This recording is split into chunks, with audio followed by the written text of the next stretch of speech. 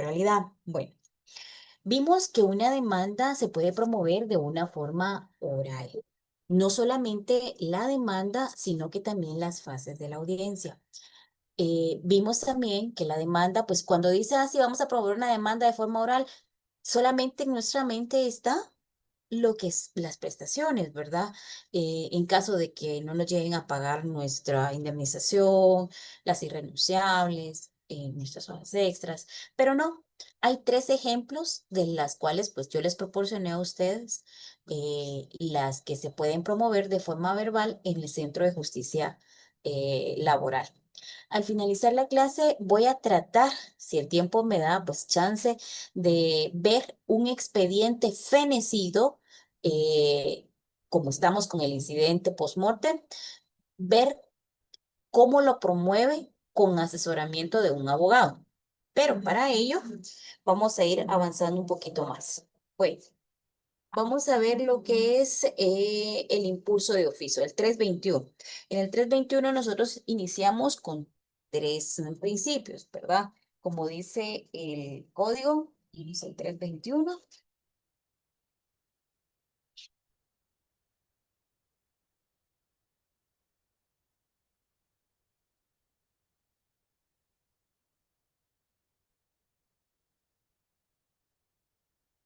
Dice, el procedimiento en todos los juicios de trabajo y previsión social son orales. Bueno, ya vimos la parte oral. Actuando, impulsando de oficio. Vamos al 321. ¿Qué significa actuando, impulsando de oficio? Significa que el juez tiene la obligación de hacer avanzar el proceso independientemente que las partes lo soliciten o no. No puede quedarse esperando pasivamente que las partes pidan el siguiente paso procesal. Ejemplos prácticos. Si se vence un plazo para dictar sentencia, el juez debe dictarla aunque las partes no lo soliciten. De hecho, implica la responsabilidad para el juez no haber dictado su fallo dentro del término de 10 días que dice el 358, ¿verdad? Porque pues es el plazo que establece la ley.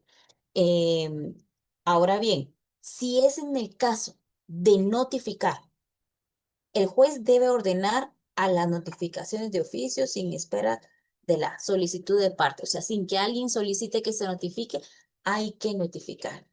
Toquemos el tema de las notificaciones. Vamos, por favor, al artículo 327 de nuestro Código de Trabajo. Y, por favor, abren el archivo que les mandé hace un momento, si son tan amables también. Vamos al 327, al archivo que les compartí. ¿Ok? Muy bien. Dice el 327, toda la resolución debe hacerse saber a las partes o a sus representantes facultados para el efecto o la forma legal, y sin ello no quedan obligados ni se les puede afectar en sus derechos. También se notificará a las otras personas a quien las resoluciones se refieran. Las notificaciones se harán según el caso. Hay tres escenarios. A, de forma personal; B, por medio de electrónicos; y C, por los estrados del tribunal. ¿Alguien tiene diferente su código? Jóvenes, con toda confianza. Yo lo ¿No? tengo igual, licenciada, como usted lo acaba de decir. Perfecto. Yo lo O- tengo igual. ¿Sí? Bueno, miren pues.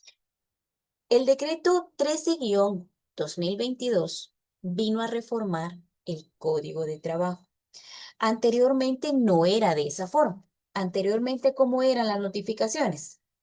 Las notificaciones del 327 decía que era de forma personal, era a través de libros, por los estrados de tribunal y por el libro de copias. Eso hoy por hoy ya no existe. El decreto 13-2022, donde si usted quiere, ahí donde dice por medio de electrónicos, en literal B, puede colocar decreto 13-2022. Fue el que vino a reformar que existiera el casillero, ¿sí? Que todo se hiciera por medio de casillero. Entonces, vamos a ver. Dice, el objeto de esta presente ley estamos hablando del decreto 13-2022. Eh, Perdón, vamos al 327, terminemos de leer. En la notificación no se admitirán razonamientos, ni interpretación, ni recursos, a menos que en otra ley o en la resolución se disponga otra cosa. Al hacer cualquiera de las notificaciones a que se refiere este artículo, se entregará la copia de la solicitud con la transcripción de la resolución en ella dictada, o solo la resolución cuando no haya recaído en una solicitud identificada. En todo caso, el expediente respectivo se autoriza a la Corte Suprema de Justicia a implementar los estrados de los tribunales por medios electrónicos. Bueno, entonces se reforma este artículo por el decreto 13-2022. El 13-2022, el objeto de esta ley es establecer y regular la tramitación por medios informáticos, que todos los procesos judiciales, ojo, aquí no me está hablando que solo laborales, no me está diciendo que son los civiles, me está diciendo todos los procesos judiciales, ¿sí? Que permita, entre otras actuaciones, la presentación de cualquier tipo de escritos y documentos, la comparecencia de los sujetos procesales, la presentación y diligenciamiento de los medios de prueba, recepción de declaración y denuncias, desarrollo de audiencias, emisión de autos y sentencias, citaciones, notificaciones en general, cualquier tipo de actividad y comunicación que se realice en un proceso o en un procedimiento judicial, ya sea contencioso o voluntario.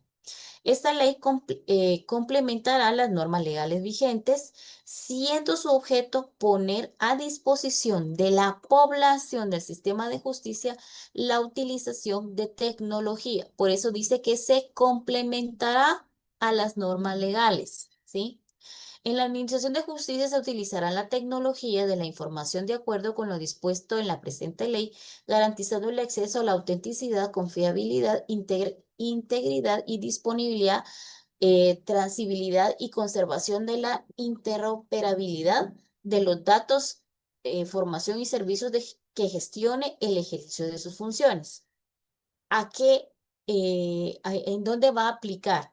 ¿Cuál es ese ámbito? La presente ley es de orden público y se aplica a todos o algunos.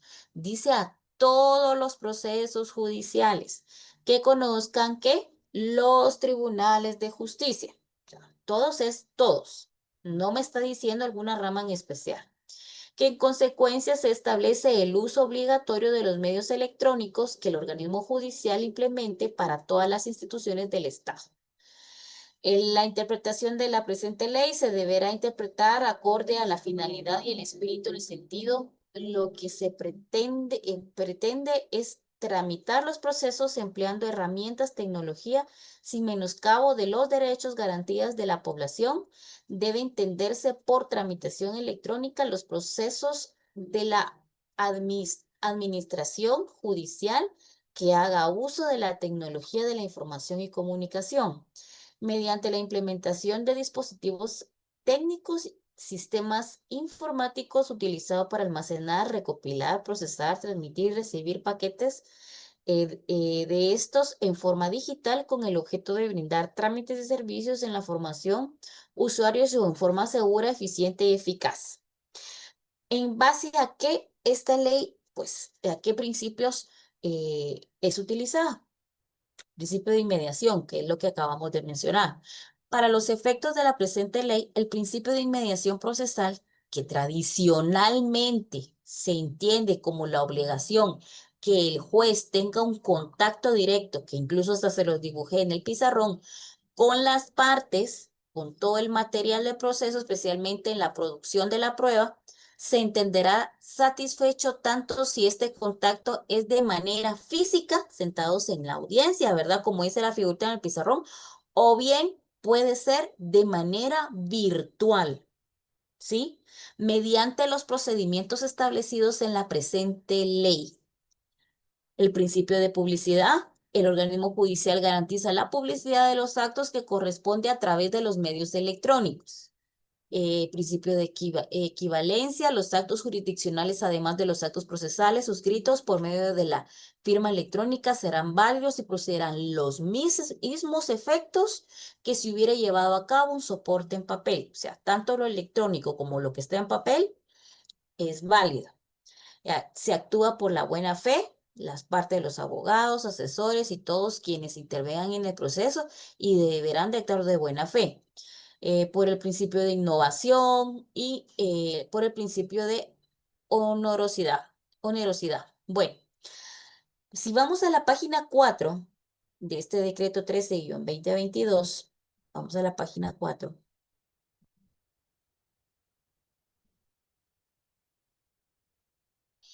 Aquí usted va a encontrar en el capítulo 6 las disposiciones derogativas y modificativas, ¿sí? Que se realiza no solamente al Código de Trabajo. En el artículo 28 dice, se reforma el numeral segundo del artículo 61 del Código Procesal Civil y Mercantil. El artículo 29 dice, se reforma el artículo 63. Si se da cuenta, aquí no solamente hay reformas al Código de Trabajo, sino también hay reformas inmersas al Código Procesal Civil y Mercantil. Entonces, sería bueno que le diéramos una leidita al capítulo 6 con nuestro Código Procesal Civil y Mercantil. Eso se los voy a dejar de tarea. Pero a mí lo que me interesa es donde dice artículo 36. Váyase donde dice artículo 36. Le queda tarea leer el 28, 29, 30, 31, 32, 33, 34, 35 y el 36 ya le corresponde el Código de Trabajo. El 36 dice, se reforma el artículo 327 del Código de Trabajo, Congreso de la República, el cual queda así. Todas las resoluciones debe hacerse saber a las partes o sus representantes facultados en el efecto de la forma legal y sin que ello quedan obligados ni se les puede afectar en sus derechos, también se notificarán a las otras personas a quien la resolución se refiere. Las notificaciones se harán según el caso, personal, por medios electrónicos y por los estrados del tribunal. Entonces, ¿cuál es el fundamento de medios electrónicos? El decreto 13-2022, ¿sí? Bye. Entonces me está diciendo que puedo notificar de forma personal, por medios electrónicos o por los estrados. El artículo 300, aquí dice artículo 37, se reforma el artículo 328. Este es nuestro segundo artículo. ¿Quién me puede leer el artículo 328 del Código de Trabajo? Si gusta, le apoyo yo, Liz. Ok, gracias. ¿Cuál es? Artículo 328. Se notificará personalmente la demanda, la reconvención y la primera resolución que se Alto. dicte al... Ahí estamos. Entonces, hágame favor. ¿Cuáles son las tres resoluciones que se van a notificar se notificarán de forma personal, no por medios electrónicos, sino estamos hablando de forma personal? ¿Cuáles son esas tres resoluciones? La demanda, La la recomendación. demanda, la Demanda, la reconvención reconversión y la La primera la resolución. resolución. primera La primera resolución. resolución que se dicta. Donde diga demanda, hágame favor, póngale ahí numerito 332, así en chiquitito, ¿verdad? Porque a veces uno, pues, para efectos de que le dijera yo algún examen, pues o alguna respuesta no la tiene de forma inmediata. Póngale ahí 332 donde dice la demanda. Donde dice reconvención, hágame favor, póngale 340.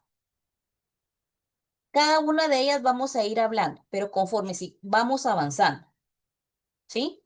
Vamos a ver en qué consiste cada una de ellas. Y donde dice primera resolución, póngale 335.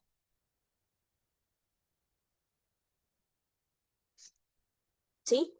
Entonces solamente son, sí o sí, tres resoluciones que se pueden notificar de forma personal. La demanda, reconvención y primera resolución. Tres cosas. Vamos al segundo párrafo. Ahí póngale, por favor, plazo si usted quiere. Toda notificación personal se practicará a más tardar dentro de los 6 días hábiles, contados a partir del día siguiente. te dicta la resolución. O sea, se dicta la resolución, por ejemplo, se fue confeso, de ahí tiene 6 días para poder notificar. ¿Sí? Va. Contando a partir del día siguiente de dictada la resolución. ¿De qué se trate? El incumplimiento de esta disposición dará lugar a la sanción que corresponda según las normas disciplinarias. Entonces ahí, cuando dice normas disciplinarias, pues en caso de auxiliares, llevamos a la ley del servicio civil del organismo judicial, ¿verdad? O en caso, por ejemplo, tenemos que ver en qué encuadra, si en falta leve, grave o gravísima, ¿verdad? Dependiendo. Pero esas son las normas disciplinarias. La ley del servicio civil, la ley del servicio civil del organismo judicial. Serán constar el mismo el día y la hora que expresa la fecha, la hora en el lugar en que se fue hecha e irá firmada por el notificador, pero si éste se negare a suscribirlo, el notificador dará fe de ello y la notificación será válida. Bueno, para hacer notificaciones personales, si quiere, en el 327, donde está la literal A, puede hacer referencia al artículo 328, tercer párrafo, porque ahí me dice notificaciones personales. Entonces, cuando son notificaciones personales, ¿en qué momento o cómo se pueden dar este tipo de notificaciones? Ok, entonces, el notificador o un notario designado por un juez a costa del solicitante, cuyo nombramiento recaerá perfectamente en el propuesto por el interesado, irá a la casa que haya indicado y este en su defecto a la de su residencia conocida o al lugar donde habitualmente se encuentre, y si no lo hallare a la persona que deba notificar, hará la notificación por medio de cédula que entregará a los familiares, trabajadores domésticos o cualquier otra persona que vive en casa. Si se negara a recibirla, el notificador fijará en la puerta de la casa y expresará al pie de la cédula la fecha y hora y entrega y pondrá en el expediente la razón de haber notificado de esa forma. También podrá hacerse estas notificaciones entregándose a las propias manos del destinatario, donde quiera que se encuentre dentro de la jurisdicción del tribunal de la solicitud y de su resolución o solo la copia de esta. En este siguiente párrafo puede poner notario notificador. Notario notificador. ¿Qué significa notario notificador? Ok. El juez entregará a un original. Vamos a si quiere dar un ejemplo. Resulta que Luis Gerardo es abogado de un proceso en laboral, pero como dice el artículo 328, solamente se puede notificar de forma personal la demanda, la reconvención y la primera resolución. Necesitamos que la parte demandada comparezca a la audiencia. Si no la notificamos de forma personal, ¿sí? Pueden presentar nulidad. Entonces van a retardar el proceso, pero necesitamos notificar sí o sí de forma personal, porque si no es violentar los derechos de la parte demandada, ¿sí? Para que se vaya a confeso. O sea, sí o sí hay que notificar de forma personal. Entonces, como no logramos notificar y no logramos notificar, entonces Luis Gerardo va a contratar los servicios de la notaria Flor Vázquez, ¿sí? Entonces la notaria Flor Vázquez pues obviamente el licenciado Luis Gerardo va a hacer su escrito, va a proponerla a la licenciada Flor Vázquez como notaria notificador, la juez mira el memorial, entonces autoriza a prueba, pues obviamente la diligencia y obviamente le dan el cargo de notario notificador a la licenciada Flor Vázquez para que ella vaya a notificar de forma personal, pues a nuestro demandado. Obviamente, la notaria Flor Vázquez va a cobrar por sus servicios, por hacer esa notificación y obviamente pues hay un rubro que se paga entre 500 y 1000 quetzales dependiendo del notario, ¿verdad? Por hacer ese tipo de diligencias.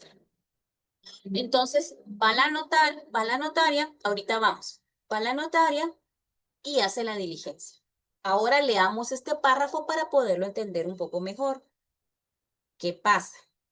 Entonces, el juez le va a entregar a la notaria Flor Vázquez el original, las copias, ¿sí? Y el memorial de la resolución correspondientes.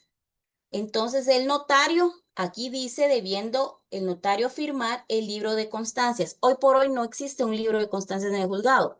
Lo que hace es que se levanta un acta y la notaria Flor Vázquez firma de haber recibido la resolución, que le dijera yo, el memorial que presentó el licenciado Luis Gerardo para que vaya y ella haga la diligencia. Los notarios asentarán la notificación a continuación de providencia o resolución correspondiente y los abogados de los litigantes no podrán actuar como notarios notificadores. Entonces, acá me está diciendo que los abogados, por ejemplo, en caso de que el licenciado Luis esté llevando el proceso, él no puede ser notario notificador y abogado del proceso al mismo tiempo. Por eso tiene que contratar a un notario para que vaya y realice la diligencia, ¿sí? Del juicio que se está tratando. Se debe de notificar para que sea válida la notificación de 8 de la mañana a 15:30. ¿Qué pasa si notifica a las 15:31? Ya no es válida la notificación, ¿sí? Posteriormente, la notaria Flor Vázquez hace su escrito y obviamente presenta que pues notificó a la persona y devuelve los documentos al juzgado. Entonces, con ese documento, pues ya estamos firmes en la audiencia y ya vamos para la primera fase de la audiencia. ¿Quién levantó la mano? ¿No? ¿Sí? Ok, sigamos, pues. Esperen un segundo porque... Un segundito. Yo creo que usted tiene la mano levantada, licenciado. Ok, espérenme. Ahí estamos. Ahí estamos. Ya, vaya. Entonces, resulta de que esa es la función de un notario notificador. El siguiente párrafo puede ponerle el contenido de la cédula. ¿La cédula qué debe contener? El nombre, apellido de la persona, quien se notifica, el lugar, la fecha, la hora en que se debe hacer la notificación, nombres, apellidos de la persona, que se entregue las copias de la resolución y el escrito en su caso, ¿sí? La advertencia de haber entregado o fijado en la puerta o firmada la notificación y el sello del tribunal. Al siguiente párrafo póngale única vez, única vez. ¿Y por qué única vez? Leamos qué dice. Únicamente para notificar por primera vez a las personas distintas de aquellas que haya presentado la primera solicitud, volvamos al ejemplo. El licenciado Luis Gerardo realizó la demanda y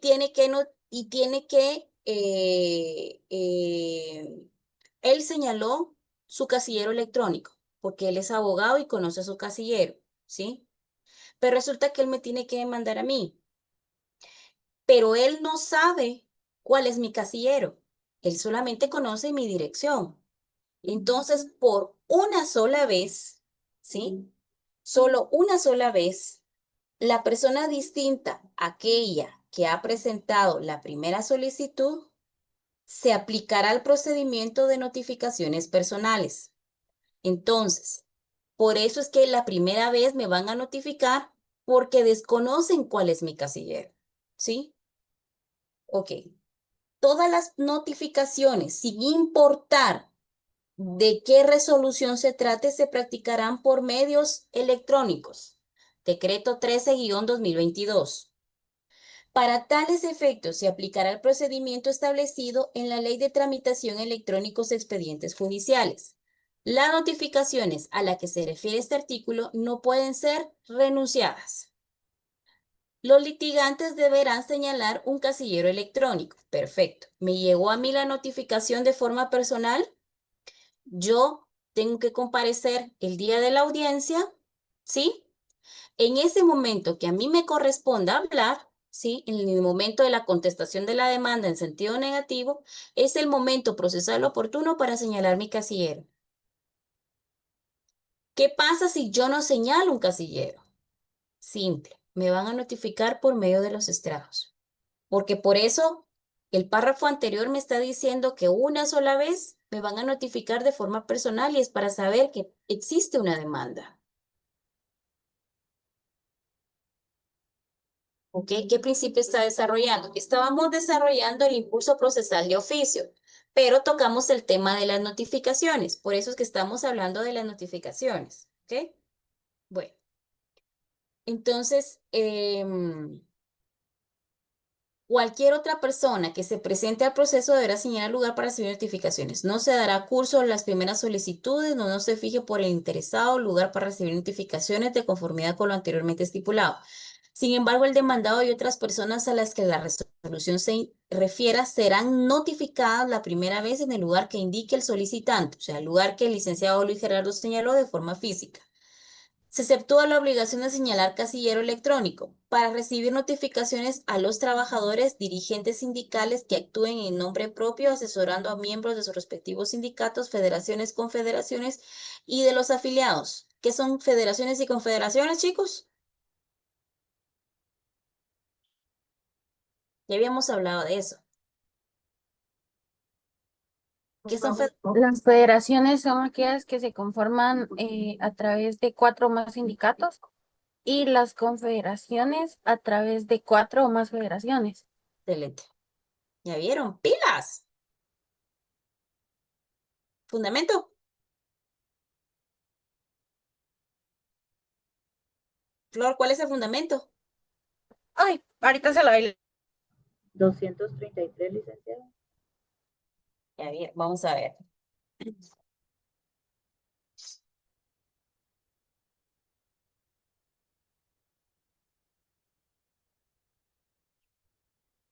Es correcto. Así es, 100 puntos. Me parece muy excelente, están poniendo atención, los felicito. Bueno, entonces, vamos al siguiente párrafo. Por favor, donde dice el demandado y otras personas, ahí póngale estrados. El demandado y otras personas a las que la resolución se refiere serán notificados la primera vez, nos vuelve a señalar otra vez, la primera vez en el lugar que indique el demandante. O sea, el lugar que indicó el licenciado Luis Gerardo se va a notificar solamente la primera vez de forma física. Al que no cumpla con señalar esta forma prevista, el lugar para recibir notificaciones se le seguirá haciendo. ¿Por qué? ¿Cuál es la consecuencia? Los estrados del tribunal. Del tribunal. Los estrados del tribunal. Esa es la consecuencia si la persona demandada no señala un casillero. No sé si ustedes han visto que cuando entran a un juzgado miran un montón de cédulas colgadas como en un cuadrito, ¿verdad? Entonces, esa es la consecuencia de decir prácticamente me da exactamente igual o no quiero por desconocimiento, qué sé yo, ¿verdad? No señalan casillero, entonces se colocan ahí las cédulas. Cuando haya de notificarse o citarse a una persona residente fuera del lugar del juicio, fuera, totalmente aparte, se hará la notificación o la situación por medio de un exhorto. ¿Qué es un exhorto, chicos? ¿No? ¿Alguien tiene una idea? ¿No? Bueno, ahí donde dice exhorto, hágame favor, póngale ver artículo 114 de la ley del organismo judicial. Vamos a la ley del organismo judicial.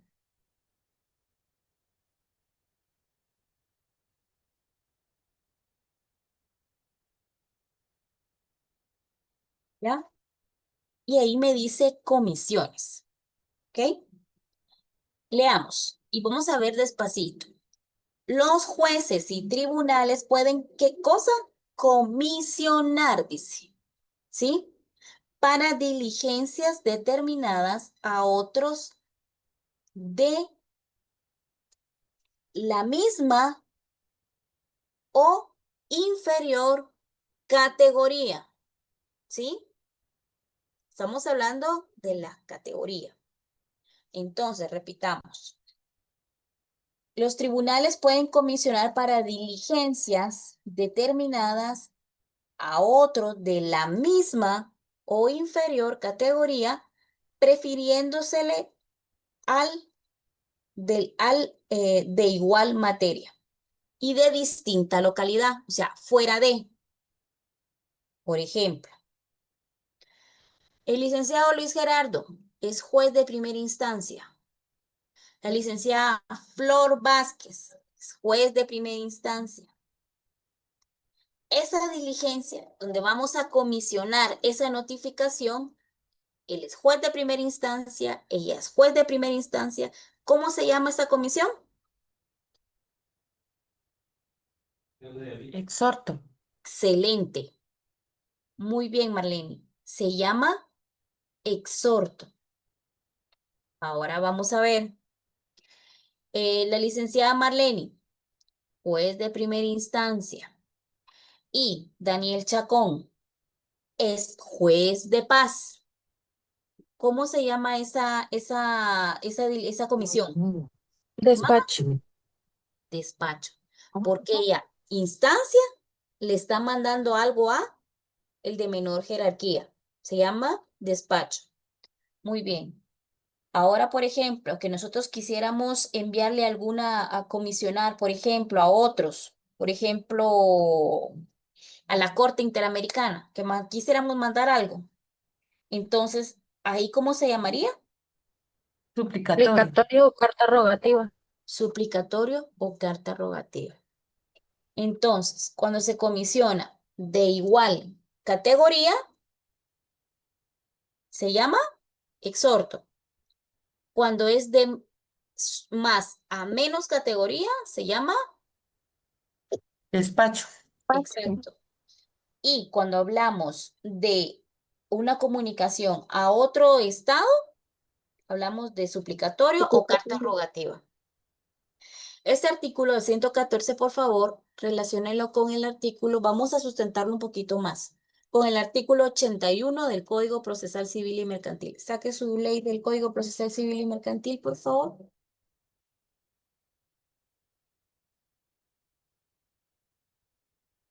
Licenciada, disculpe que el artículo dijo del Código Procesal. 81. Comisiones por diligencias. Exacto. Aquí hablamos de comisiones de diligencias, ¿sí? Las diligencias que no puedan practicarse en el lugar donde se sigue el proceso, ¿sí? Deberán cometerse al juez del lugar que corresponda. Los exhortos, despachos y suplicatorios, que deben contener, además de las fórmulas de estilo, o sea, la cédula de notificación, debe ir la copia integral de la resolución, llevamos la cédula, la resolución, que debe notificar indicación de la diligencia que haya de practicarse y en su caso con ello se acompañará también de qué cosa, de las copias de los escritos y documentos que la ley previene. Entonces, por ejemplo, resulta que, acuérdense que aquí en Guatemala, el municipio de Guatemala, pues obviamente tenemos nuestros notificadores, pero resulta que la persona demandada vive en Misco. Entonces, nuestros notificadores pues no pueden ir a Misco, ¿verdad? Entonces, nosotros le vamos a pedir favor al juzgado de paz por medio de una comisión, vamos a diligenciar esa notificación y se la vamos a mandar al juzgado de paz. Entonces el juzgado de paz va a notificar, ¿sí? Entonces esa notificación se va a hacer por medio de un despacho. Cuando ustedes en la vida real les toque que ir a procurar un expediente, resulta que la persona vive, que le dijera yo, bueno, sigamos ejemplo Misco. Entonces, usted tiene que ir a preguntar al juzgado de instancia, a los juzgados de trabajo, mire, ¿será que ya vino el despacho? El despacho significa que pues obviamente el PAS ya hizo la notificación, ¿verdad? Porque usted tiene que ir y estar al pendiente que medie el plazo de la notificación con la audiencia para que no se vaya a suspender. Eso lo vamos a ver posteriormente.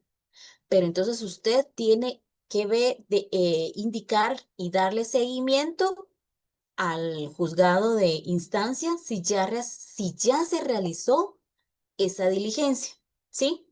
Y si no, puede ir al juzgado de paz a preguntar por qué es que no ha realizado la diligencia, qué instancia le había ordenado, ¿verdad? Entonces, así es como funcionan lo que son la comisión de las diligencias en relación a las notificaciones. Y el 329, que es el último artículo del decreto 13-2022, que fue reformado, fueron 3 artículos. Póngale ahí estrados. Las notificaciones que se coloquen ahí en los estrados surten efecto después de cuántos días de haber sido puestas las notificaciones. 2 días. 2 días.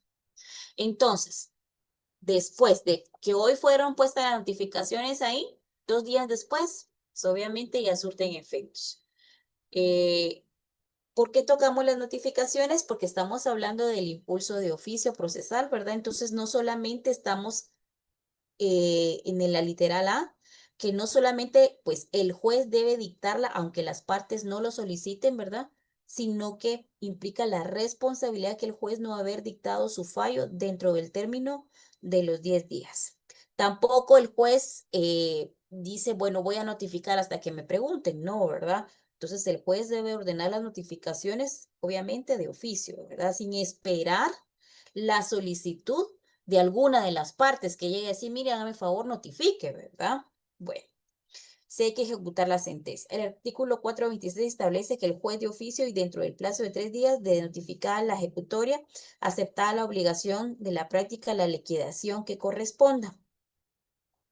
Entonces, en el 426 ya estamos, incluso les puse ahí el 426 en relación a la liquidación.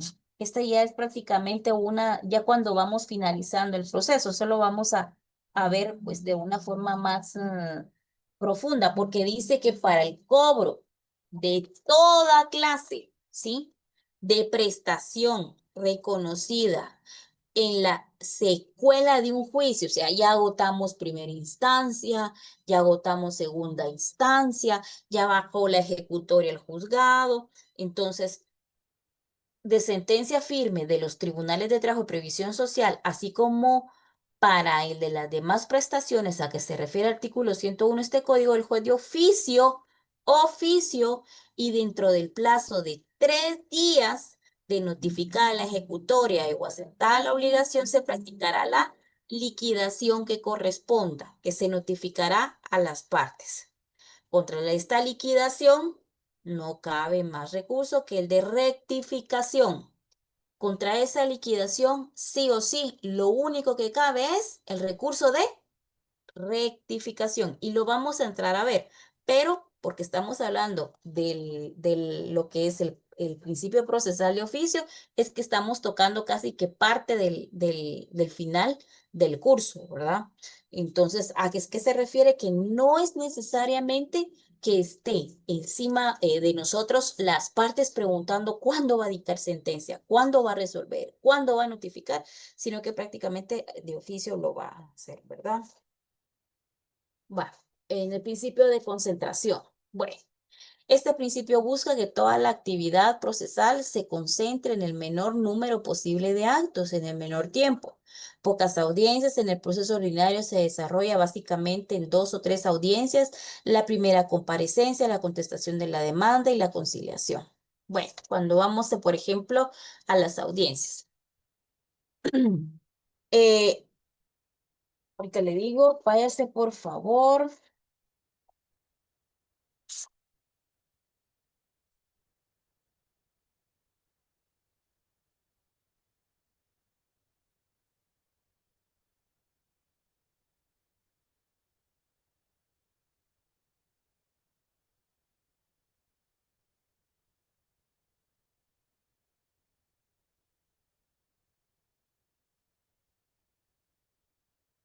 Ok. Entonces, váyase al 346 si es tan amable.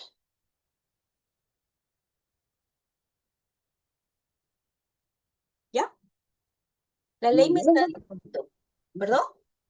¿Qué artículo dijo? 346.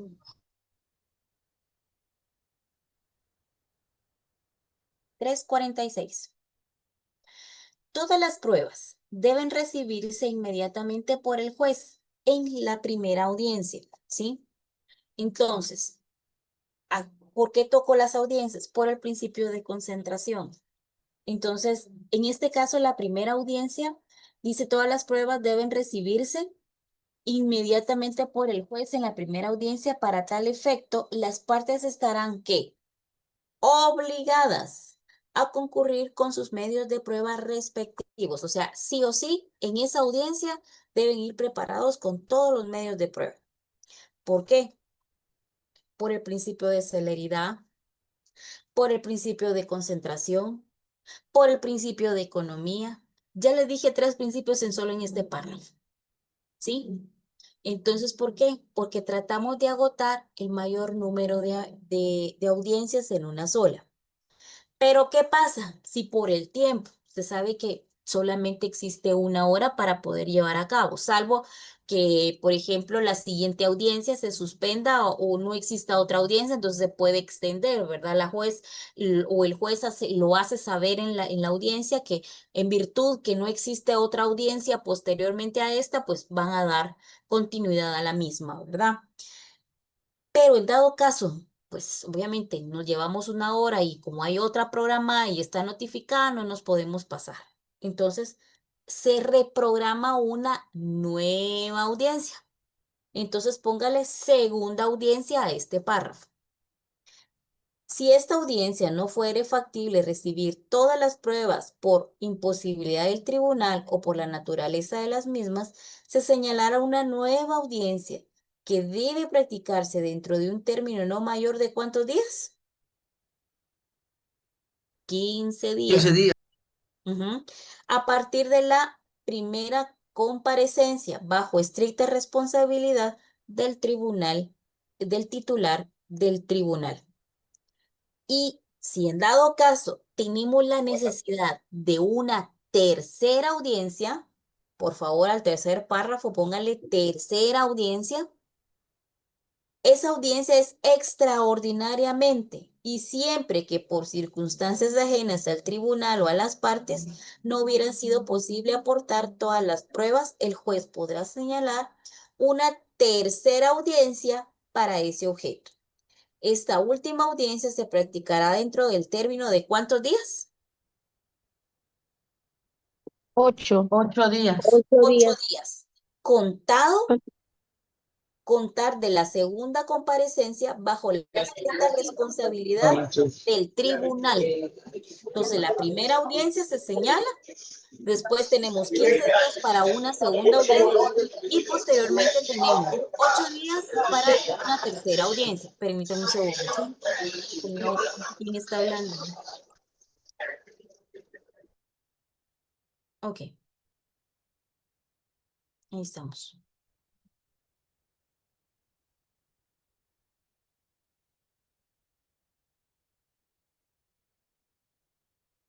Ok, listo. Bueno, entonces, por eso es que nosotros hablamos del principio de concentración, porque tratamos de, obviamente, resumir la mayor parte ¿qué le dijera yo? De la apertura a prueba, la conciliación de las fases dentro de una audiencia que se puedan reducir en una sola, ¿verdad?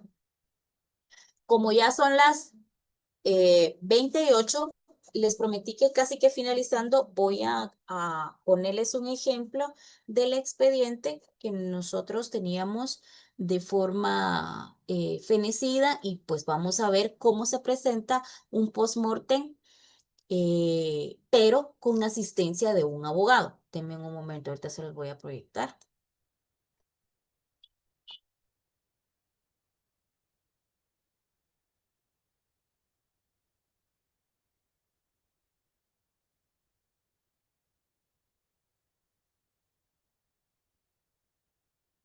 Ustedes me dicen si lo logran ver.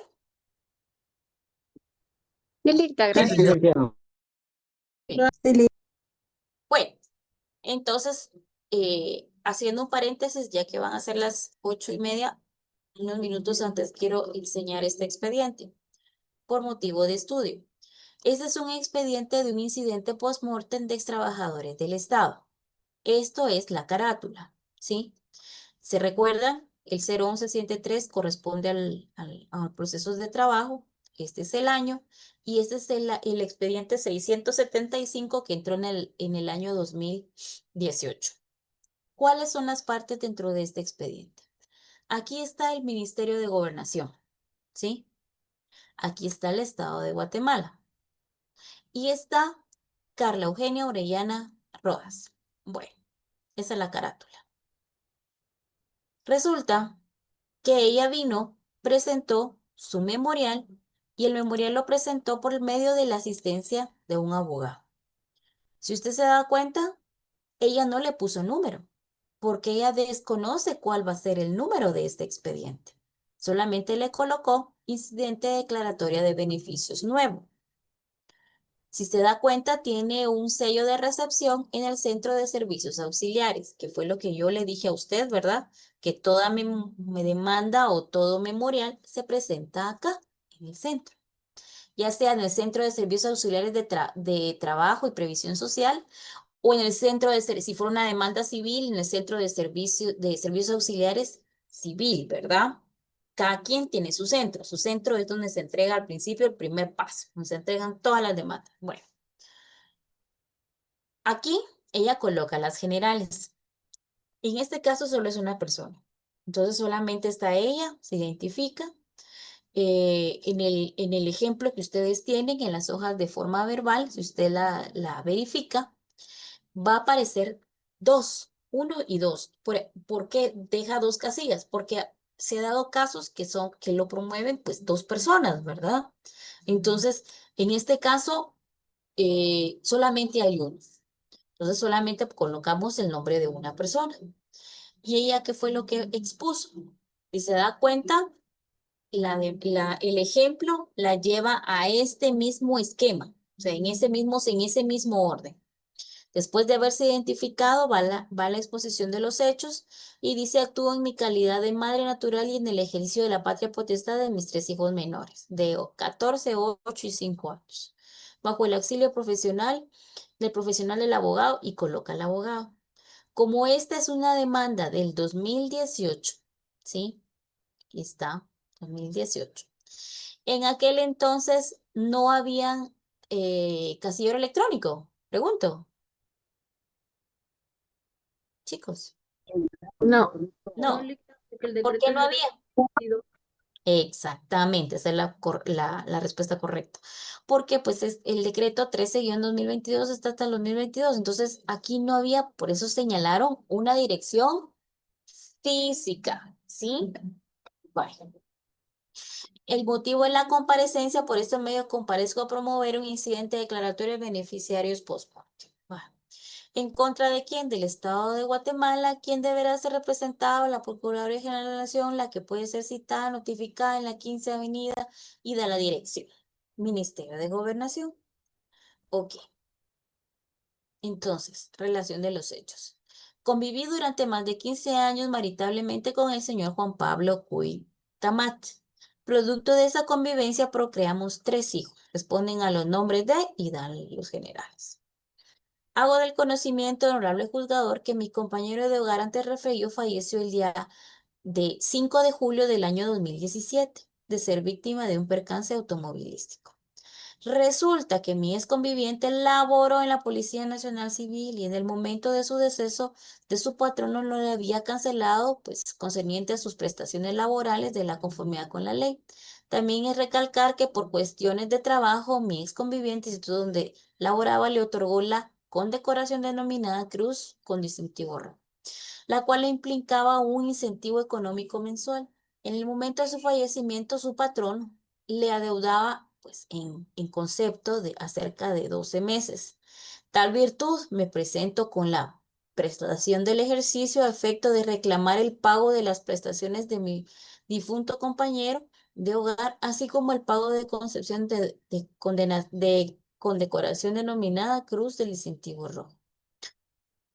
Por lo anterior expuesto, me veo en la necesidad de reunir a esta vía efecto de que el honorable juzgador base a los atestados de que se acompaña, me declare beneficiaria post-mortem del señor Juan Pablo Cuy.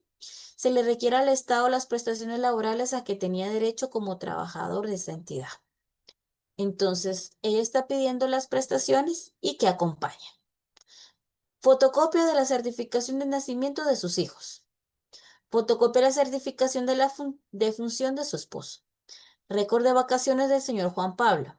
Fotocopia simple memorial con fecha recibida 12 de julio de 2027, por medio del cual solicitó al Departamento Administrativo de Compensaciones e Incentivos y Remuneraciones de la Policía Nacional Civil. ¿Por qué? Porque primero hay que agotar sí o sí, y en todos los casos, la vía administrativa. Ante la vía administrativa y ante esa negativa, ¿sí? Que es la que vaya a poner acá. Aquí está el certificado de nacimiento, ¿sí? Otro certificado de nacimiento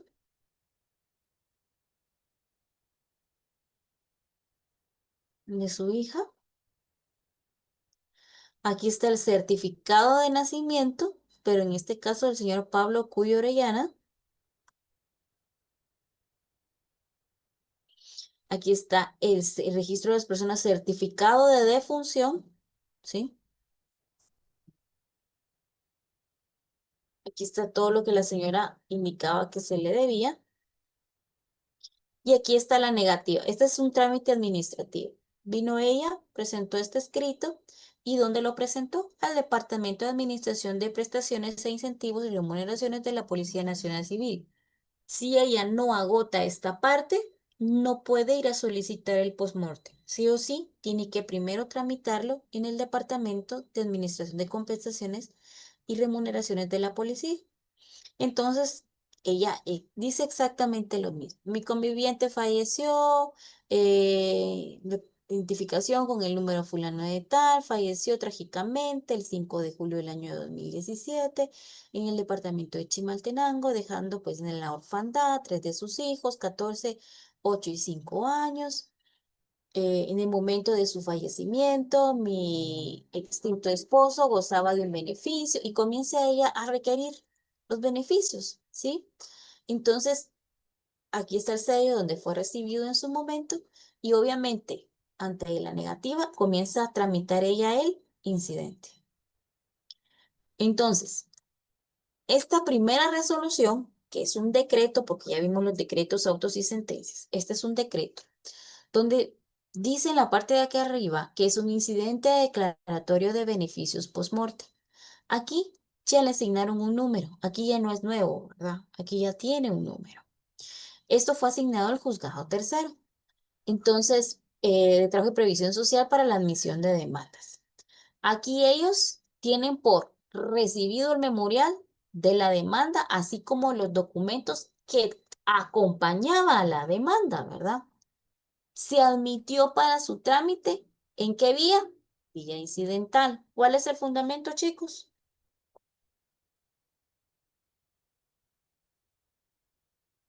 ¿Cuál es el fundamento de la vía incidental?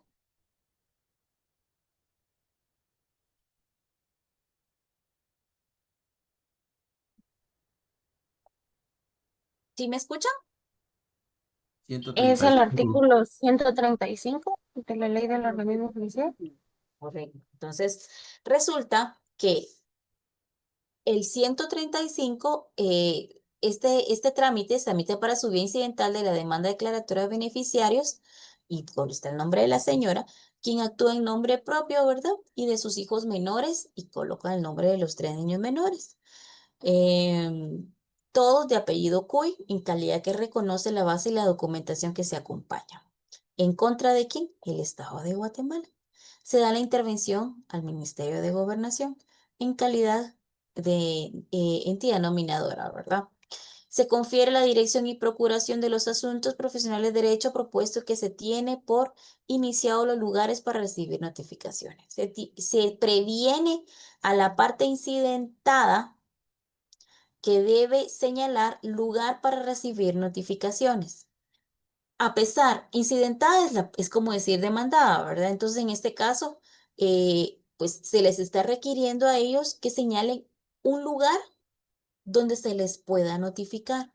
Dentro del perímetro de la ciudad, bajo apercibimiento, si no lo hace, se les seguirá notificando posteriores resoluciones por los estrados del juzgado. Se tiene por ofrecidos los medios de prueba individualizados. Del incidente planteado se confiere audiencia por la parte incidental por el plazo de 2 días, ¿sí? Entonces, en este caso, ¿cuál es el fundamento de esos 2 días?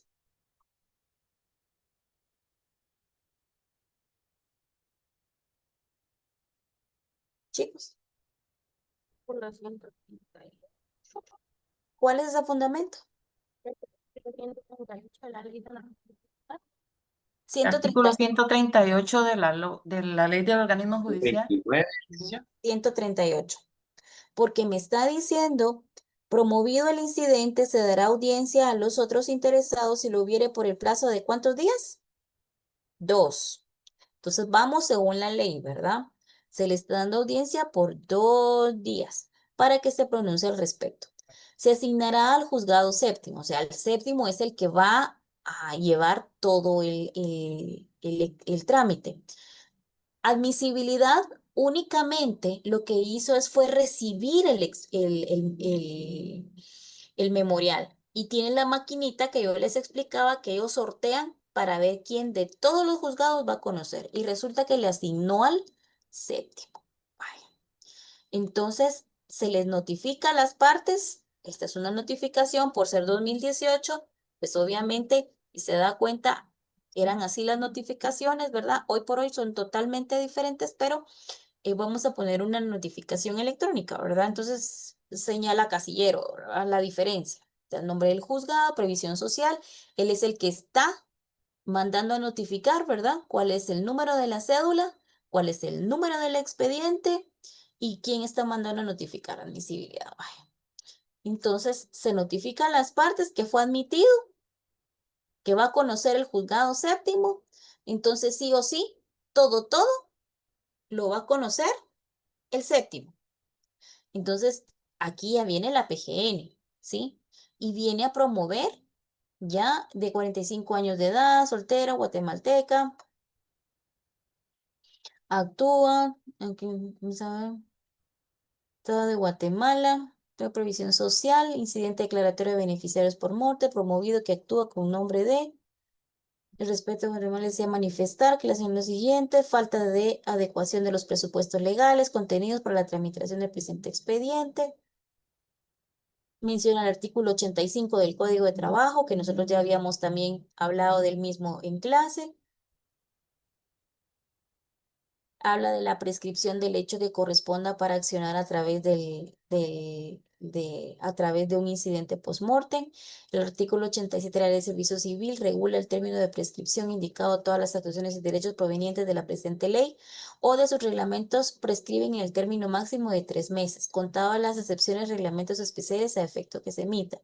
Es decir, el señor juez en el término para poder reclamar el derecho, si en dado caso el honorable juzgador así lo determinara, ha prescrito, en virtud que el señor Juan Pablo Cuy Tamat falleció el 5 de julio de 2017 y el incidente post-mortem fue presentado hasta el día 23 de enero de 2018, transcurriendo con demasía el término antes mencionado, por lo que también se debe tomar en cuenta esta argumentación a efecto de declararse sin lugar el presente incidente. Este es el pronunciamiento de la PGN. Representación, certificación. Vamos a ver. Aquí viene un decreto donde dice a sus antecedentes el memorial registrado tal conforme al documento acompañado se reconoce la calidad con que actúa y se toma el lugar para recibir notificaciones, se tenga por evacuada en la audiencia, conferida a la parte incidentada, o sea, el Estado de Guatemala por medio de la Procuraduría General de la Nación, se abre a prueba por el incidente plazo. ¿Cuál es el fundamento de prueba, chicos?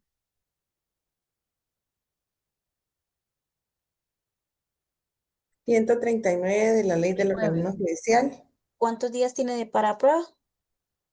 8 días. Excelente. 8 días. Entonces, aquí está mencionando que tiene 8 días. Va, se notifica a las partes nuevamente.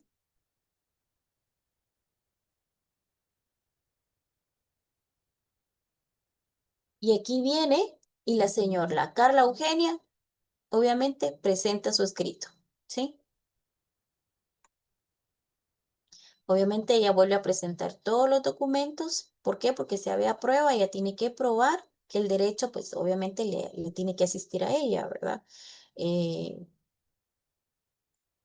vamos a ver. Después de eso, viene nuevamente otro decreto. A sus antecedentes, el memorial registrado con el número tal por la parte incidentante. Señora Carla Orellana, téngase por aportada la prueba fundamental. Resultado de la presente diligencia, téngase como prueba la citación de la parte contraria y en su caso. Después de eso, ¿qué procede que viene, chicos? Y aquí está la prueba de la PGN. Y ahora, ¿qué creen ustedes que viene? ¿Qué habíamos dicho que era? La resolución. ¿Qué manda? La resolución La La resolución. resolución, Pero ¿cómo se llama esa resolución? Sentencia, ¿no? ¿Será el auto. Exactamente. Es auto. No puede ser sentencia porque este es un incidente, ¿sí? Entonces aquí ya viene el auto. Ya vimos que ya hubo audiencia, ya vimos que ya se abrió prueba, ahora viene el auto. Se tiene a la vista para resolver el incidente declaratorio de beneficiarios por muerte promovido por Clara Eugenia Rodas en ejercicio de la patria potestad en su calidad de madre. De Guatemala por medio de la Procuraduría General de la Nación, así como entidad nominadora, ministerio. Le damos solamente, a ver qué es lo que dice.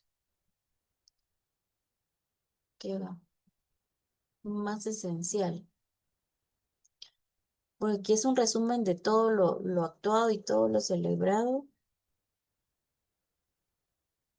De conformidad con el análisis de actuaciones procedimentales, el órgano jurisdiccional determina el artículo 102, literal P, de la Pilas, con la institución política de la República de Guatemala, su obligación del empleador otorgar al cónyuge, convivientes, hijos menores, incapacitado trabajador que fallezca estando al servicio de una prestación equivalente a un mes de salario por cada año laborado.